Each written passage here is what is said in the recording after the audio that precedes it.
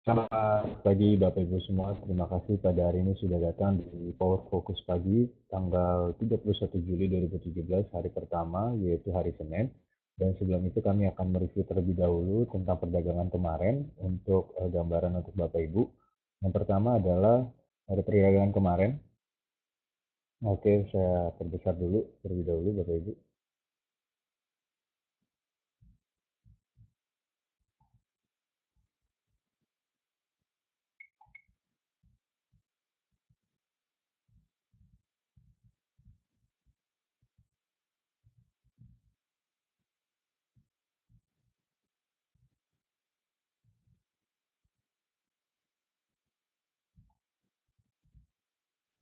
Oke, pada perdagangan kemarin IHSG ditutup menguat 11 poin atau 0,19% di level 5.831. Dan memang penguatan ini didorong oleh 5 dari 10 sektoral yang menguat, dan yang paling menguat kita perhatiin adalah infrastruktur dengan 1,13%, lalu juga mining 1,68%, lalu disusul dengan properti dengan 1,24%. Sedangkan untuk yang paling melemah yaitu di sektor agrikultur dengan minus 0,95%, juga aneka industri dengan minus 1,29%.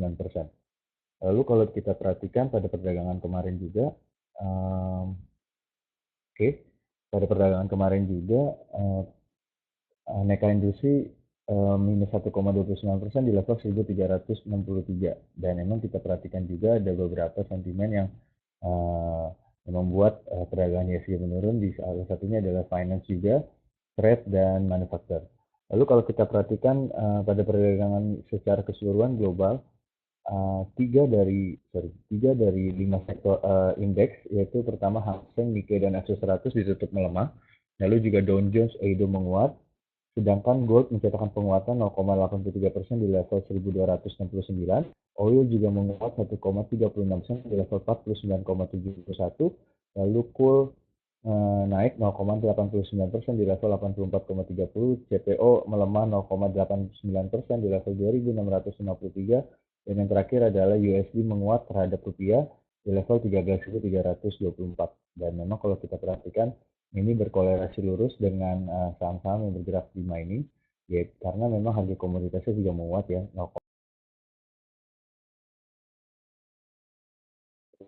Oil and gas juga naik, itu terlihat dari sektor mining juga, yaitu naik 1,36% harga komoditasnya di level 49,71.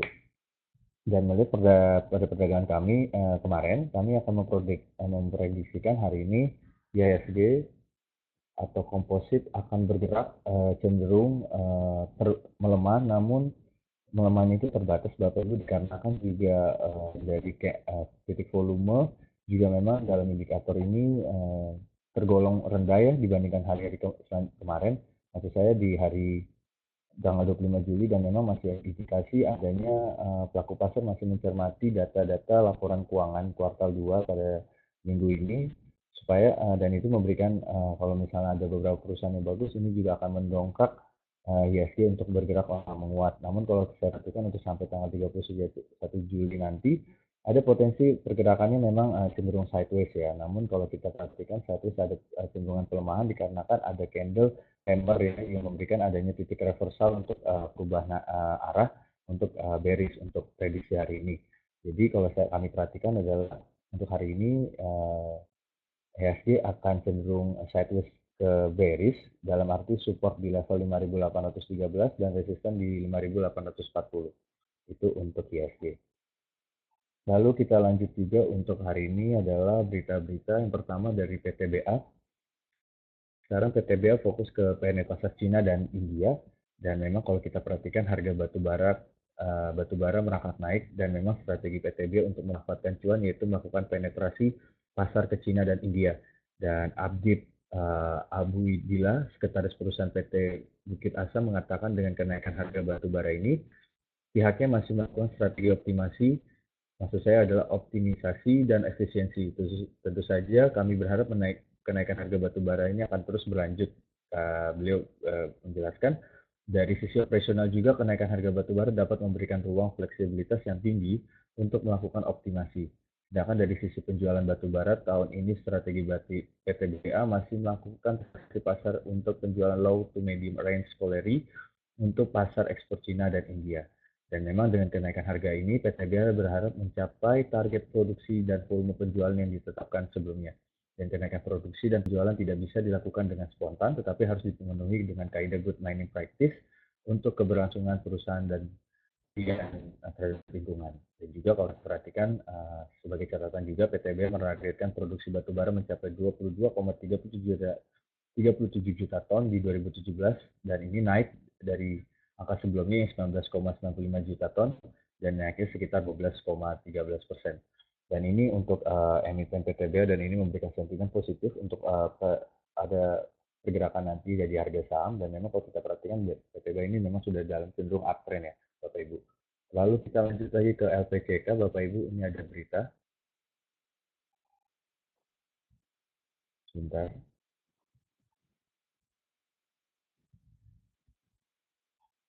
untuk LPCK raih pendapatan 842 miliar. Ya, memang kita tahu bahwa LPCK adalah sektor perusahaan yang bergerak di sektor properti dan memang sepanjang semester pertama tahun ini emiten sektor properti LPCK ini mencatat pendapatan sebesar 842 miliar.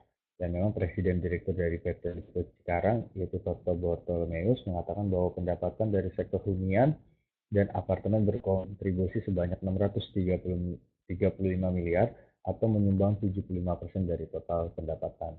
Dan memang pendapatan recurring berkelanjutan LPCK naik sebesar 7% menjadi 137 miliar pada tahun 2017 dari 128 miliar pada tahun 2016. Dan ini memberikan kontribusi sebesar 16%. Dan memang adapun laba bruto yang dibukukan perseroan adalah 403 miliar dan laba bersih adalah 262 miliar.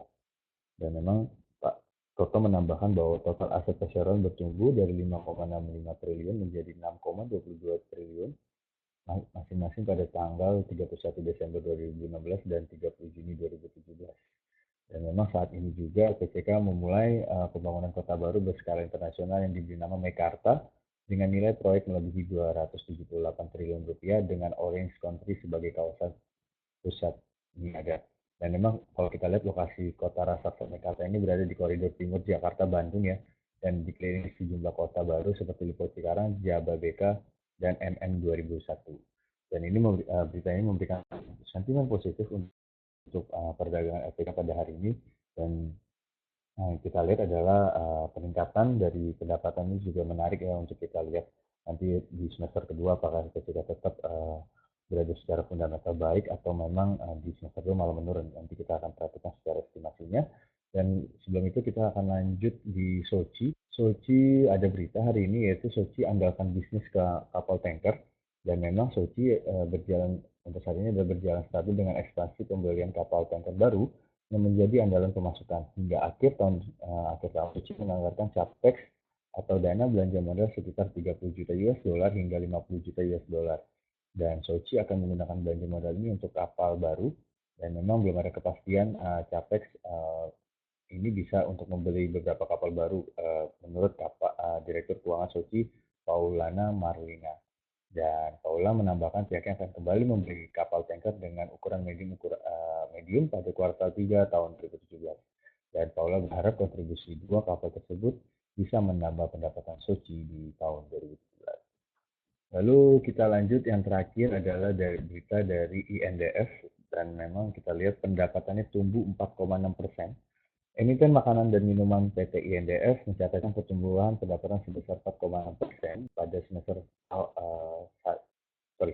semester pertama tahun ini dibandingkan periode sama pada tahun lalu. Dan kalau kita lihat adalah berdasarkan laporan keuangan, pendapatan perseroan tercatat senilai 35,65 triliun, meningkat 4,6% dibandingkan 34,08 triliun pada periode yang sama pada tahun lalu. Dan memang secara umum peningkatan pendapatan diikuti oleh juga peningkatan beban secara profesional sehingga kinerja keuangan perseroan seluruhnya positif pada paruh pertama tahun ini. Dan memang ini berita yang menarik Bapak Ibu dari PTBA, LPCK, Soci, dan INDF dan memang ini sentimen-sentimen positif dan bisa Bapak Ibu lihat nanti secara perdagangan. Dan untuk saat ini kami akan membahas beberapa saham secara teknikal Bapak Ibu. Yang pertama kita akan bahas saham.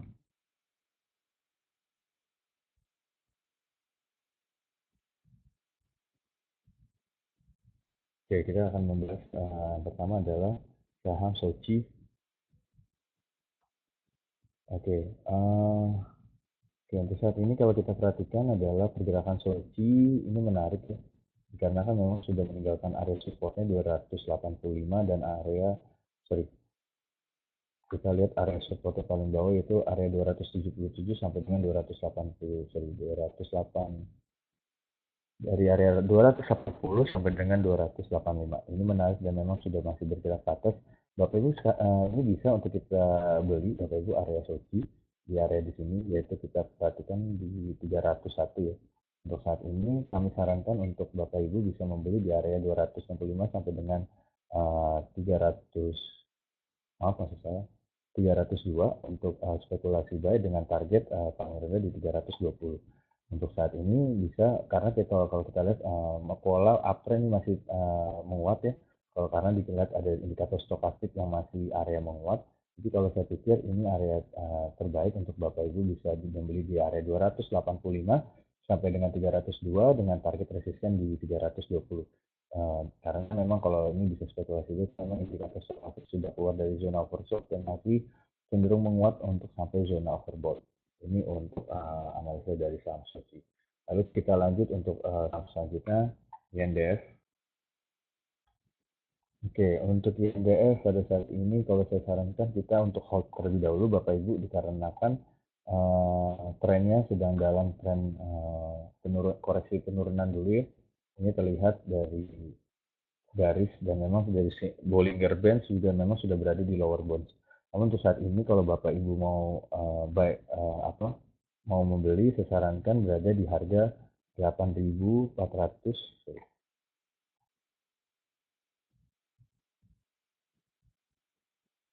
Oke.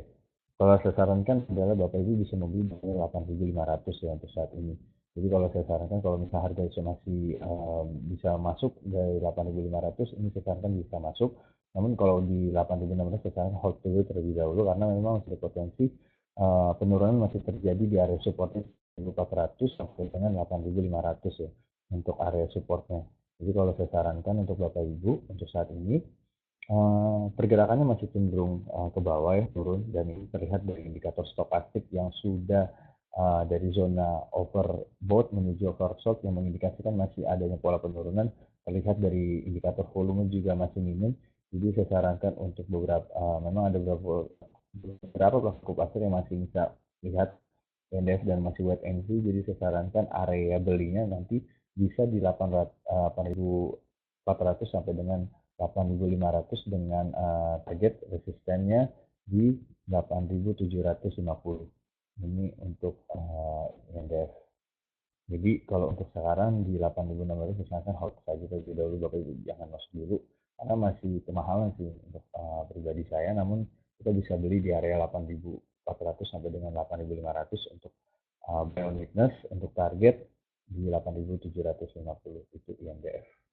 Lalu kita lanjut lagi untuk saham selanjutnya.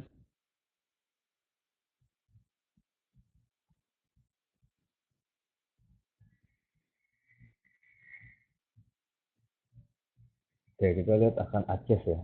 Aceh. Oke, untuk saat ini Aceh sudah bergerak ke atas ya. Untuk saat ini kami tidak menyarankan untuk beli dulu Bapak Ibu dikarenakan memang ini sudah terlalu, saya rasa ini kita masih menunggu area supportnya untuk Aceh. Dan memang Aceh ini sudah berharga di 11.135. Di saat ini belum ada potensi untuk kita mau beli karena memang indikasinya Aceh ada penurunan ya pada hari ini. Jadi kita akan tunggu supportnya kuatnya di 1.100 Bapak Ibu. Namun untuk saat ini saya sarankan kita menunggu untuk di 1.100 dulu. Namun bila mana ini support kuatnya, namun bila mana terjadi penguatan, ini kita bisa masuk di 1.115 ya untuk Aceh. Jadi untuk saat ini saya belum menyarankan untuk masuk terlebih dahulu karena indikator stokastik belum ada sinyal untuk penguatan kembali. dan ini masih dead cross ya, maksudnya dead cross itu masih mengindikasikan adanya pola tren penurunan. Dan kalau kita perhatikan tren penurunannya, yes, nah seperti itu. Memang tren penurunannya landai ya, namun masih ada potensi kita bisa ngambil area supportnya di 1100 sampai dengan 1115 ya untuk akses, untuk target resisten kuatnya di 1180 ya. Untuk akses. Dan memang kalau kita perhatikan untuk akses sendiri ini ada menarik juga ya untuk Akses, karena memang kalau saya lihat beritanya laba Akses tumbuh 37,6% ya. Namun kalau kita perhatikan saat ini bisa kita beli di area supportnya di 1100 sampai dengan 1115 dengan target di level 1180 ya untuk Akses. Oke, Bapak Ibu, kurang lebih itu untuk perdagangan hari ini. Semoga bisa menjadi bahan pertimbangan Bapak Ibu. Dan kami ucapkan terima kasih dan selamat pagi. Semoga hari ini bisa cuan dan sukses selalu.